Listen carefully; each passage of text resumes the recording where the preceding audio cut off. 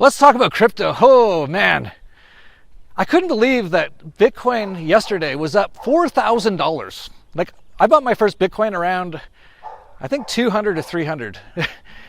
To see it up $4,000 in one day, and it hit an all-time high above 64,000, and I barely even noticed or cared. And part of the reason was I had these other coins going up thousands of percent.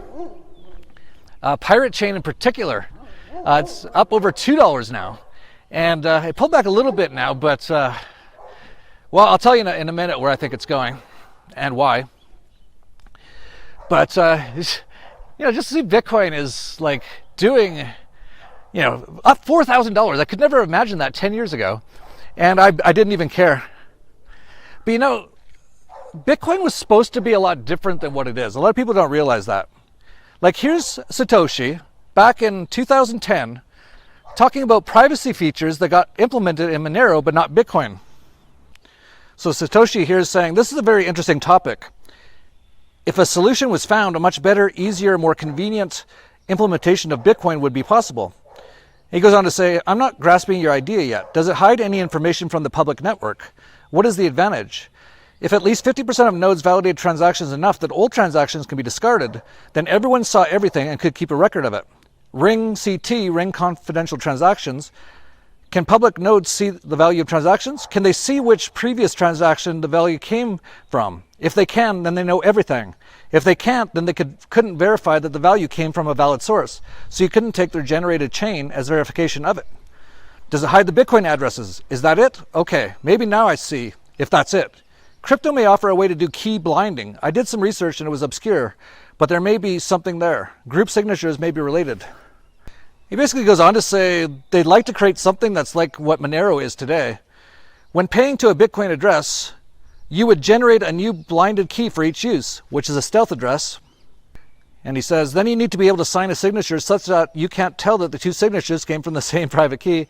I'm not sure that always signing a different blinded public key would already give you this property. If not, I think that's where group signatures come in. With group signatures, it is possible for something to be signed but not know who signed it. And that's ring signatures. So what Satoshi was saying in 2010 was, if something like Monero was possible, it'd be way better than Bitcoin. Well, in 2014, Monero became possible, and it happened. And since then, there's actually been a lot of progress since 2014. That was like 8 years ago, right? 7? I don't know, I went to government schools. But that's when Monero came out a long time ago. And then guys from PirateChain got together in the last few years and created like way higher tech kind of stuff. It's different than Monero. They're actually, like, all of us who have PirateChain all love Monero. We're all like the biggest fans of Monero, but we also love PirateChain. And I think we need numerous private currencies out there in order to survive what's going to happen here. So PirateChain came out, and in the last few years, with all the best technology to make it as private as possible, and it does so many amazing things, and no one even knew about it. It's amazing.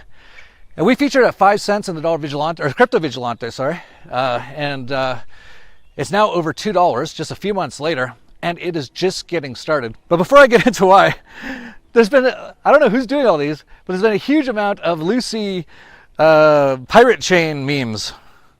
Like, rules do not apply. Just buy it. Hyper deflation with Lucy and the fake Elon car that's not orbiting the Earth. Here's Lucy with Janet Yellen. Never selling. And here's Lucy in her rocket ship riding up PirateChain as it went up about 4,000%. Yeah, 4,000% in a few months, not bad, right? That was actually a big focus of our last Crypto Vigilante Summit, PirateChain. And it was around 10 or 15 cents at the time. And I still remember people on there going, you sure we should buy? It's up a few cents today. And we're like, yeah, pretty sure you should buy. It's now over $2. And here's the thing. PirateChain has about 10 times the amount of coins outstanding as Bitcoin.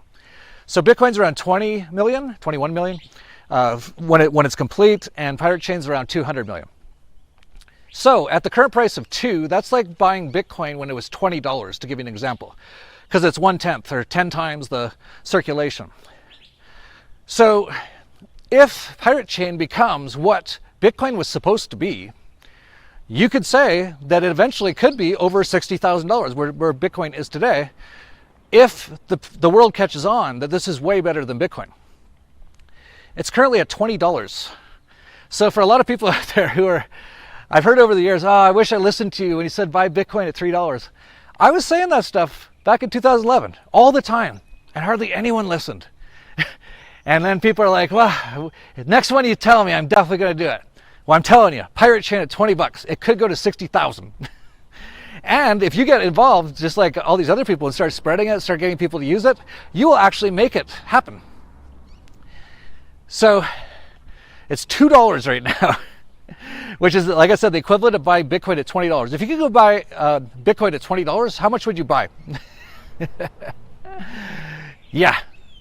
So you might want to get on PirateChain. Some of the best place to buy it, the one that we like the most, is called TradeOgre. That's TradeOgre.com. There's no KYC or anything, which is another great thing.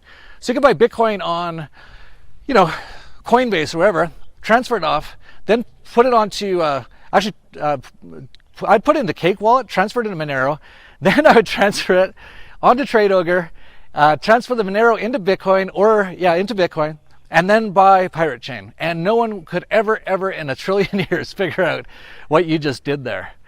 So it makes total sense for everyone in the world to just start moving into PirateChain and Monero, both of them.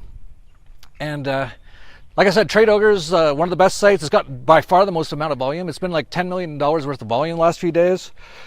And it works great. Like when you withdraw coins from TradeOgre, it's like 10 seconds and it's in your wallet. It's just unbelievable. It really works well.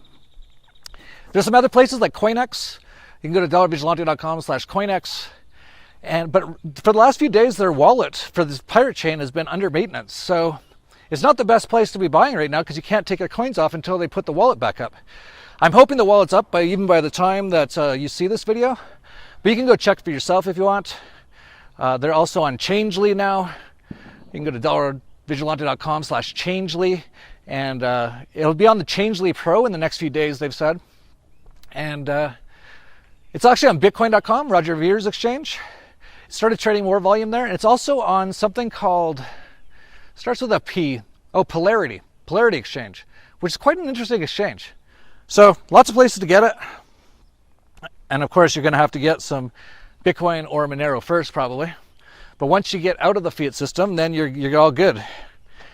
And so if you could go back to 2011 and buy Bitcoin at $20, or 2012 it'd probably be, not many people in the world would say no to that opportunity, right?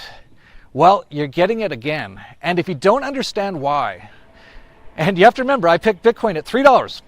It's now $60,000. I picked Ethereum at $2. It's now $2,000. Now there's a coin trading at $2. Where do you think it's going to go? It's called PirateChain. And if you want to understand more, you have to sign up to the Crypto Vigilante YouTube channel. It's still on YouTube or BitChute or whatever. We'll have all the links down below. The last video Rafael Laverty did about privacy coins was his best by far. It's so good. He's getting so good on